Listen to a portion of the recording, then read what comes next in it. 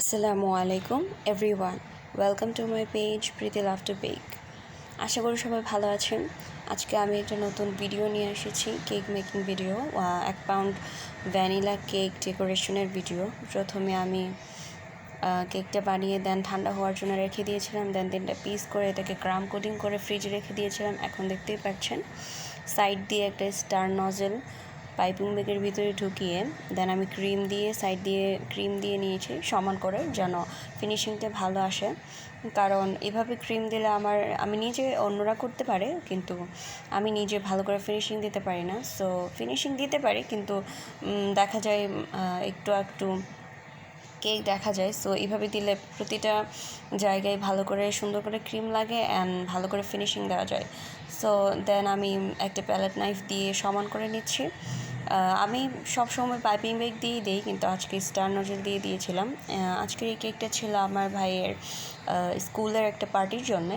So এই তো আমি কেকটাকে ভালো করে প্যালেট নাইফ দিয়ে একদম বাকি যে ক্রিমের অংশটা আছে ওইটাকে আমি ইয়াতে নিয়ে নিচ্ছি। দেন আমি ভালো করে ফিনিশিং দিয়ে নিব এটাকে। অ্যান্ড এটা লাস্ট পর্যন্ত দেখলেই বুঝতে পারবেন অনেক সুন্দর হয়েছিল ডেকোরেশনটা। দেন আমি একটু জায়গায় ক্রিম কম লাগছিল, সো সেই জায়গায় আমি আবার ক্রিম দিয়ে দিয়েছিলাম অ্যান্ড একটু মুছে নিচ্ছিলাম বারবার। কেক ফিনিশিংয়ের সময় সবসময় খেয়াল রাখবেন যেন প্যালেট নাইফ অ্যান্ড স্ক্রাপারটা সবসময় পরিষ্কার থাকে, তাহলে কেক ফিনিশিং অনেক ভালো হবে অ্যান্ড অনেক কম সময়ে আপনারা ফিনিশিং দিতে পারবেন। সো এই তো আমি স্ক্র্যাপার দিয়ে চারপাশটা আস্তে আস্তে ঘুরিয়ে নিচ্ছি, কিন্তু আমি ভিডিওতে একটু স্পিড দিয়েছি, নাইলে ভিডিওটা অনেক বড় হয়ে যাবে। তারপরেও ভিডিওটা 3 মিনিটের মতো হয়েছে। সো দেন আমি স্ক্র্যাপার দিয়ে এখন সমান করে নিচ্ছি অ্যান্ড প্যালেট নাইফের মধ্যে দিয়ে দিচ্ছি বাকি ইয়েটা। অ্যান্ড দেন আমি গিয়ে এটাকে ফ্রিজে রেখে দিয়েছিলাম ঠান্ডা হওয়ার জন্য। কারণ আমি এখানে আরেকটা এখন আগেও দিতে পারতাম এই কালারটা, কিন্তু আমার মনে হয়েছে ফ্রিজে রাখার পরে দিলে ভালো হবে। সো দ্যাট আমি গিয়ে সবুজ কালার দিয়েছিলাম, আমি ক্রিমের সাথে সবুজ কালার মিশিয়ে দেন আমি নিচের বর্ডারটা, নিচের সাইডের অংশটা আমি সবুজ কালার রাখতে চেয়েছি। দেন আমি আমার মাইন্ড সেট আপ চেঞ্জ করেছিলাম, আমি শুধু নিজের জায়গাটা না, আমি হাফ জায়গাটা গ্রিন কালার রেখেছিলাম অ্যান্ড দেন উপরের জায়গাটা হোয়াইট রেখেছিলাম।